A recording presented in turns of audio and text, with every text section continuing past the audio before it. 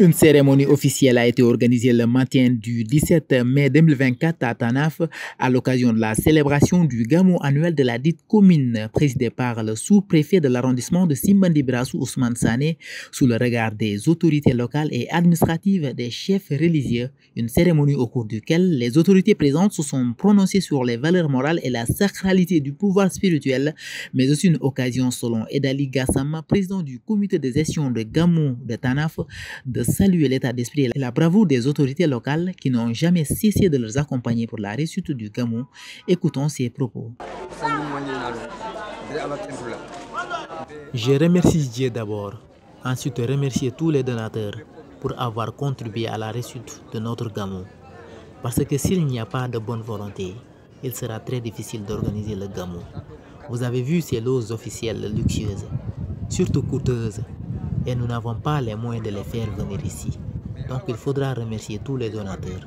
Le président est amplement revenu sur les meilleures traces du premier magistrat de la ville, Léon Zalé, pour lui signifier leur gratitude. Plus particulièrement, monsieur le maire. J'aimerais encore saluer le donateur, particulièrement le maire de la commune, Léon Zalé, qui, avant même qu'il ne devienne maire, nous aidait. Donc, il continue de nous aider. Il montre qu'il aime Tanaf, il n'a que Tanaf et il aime sa localité. Donc cela est mentionné dans les textes sacrés. Et c'est un exemple pour les jeunes de penser à cet acte noble du maire de la commune. Léon Zalé s'est montré perspicace tout en remerciant les autorités présentes et le comité d'organisation du Gamou. Oui, nous étions aujourd'hui au cours de la cérémonie officielle là, pour partager des moments de joie. Je pense que cette cérémonie a été présidée par le sous-préfet de l'arrondissement de Simbandi Brassou, en l'occurrence M. Ousmane Sané, qui était là. Cela fait maintenant 33 ans que le Gamou de Tanaf s'organise. Chaque année, les dispositions sont prises, les mesures sont prises par les autorités administratives. Je pense que nous avons eu la chance au moins de constater sur le terrain que l'État du Sénégal nous accompagne effectivement.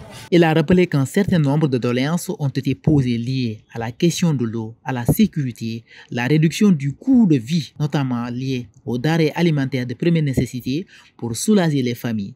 On en a profité pour au moins poser un certain nombre de doléances, particulièrement la question de l'approvisionnement en eau ici à Tanaf au cours de ces grandes manifestations, la question de la sécurité, et surtout la question de l'appui en denrées alimentaires.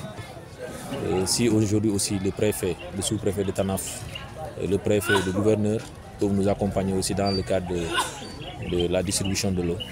C'est-à-dire prépositionner les citernes, les camions citernes un peu partout au niveau de la commune pour au moins soulager les familles qui, après le Gamou, se retrouvent dans des difficultés pour le paiement des factures d'eau.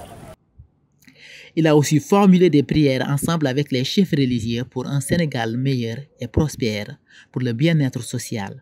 Nous avions demandé à ce que des prières soient formulées à l'intention des autorités administratives nouvellement élues dans ce pays, particulièrement le président de la République, Bassirou Diomaye Diakhar Faye, son premier ministre, M. Ousmane Sonko, et l'ensemble des membres du gouvernement.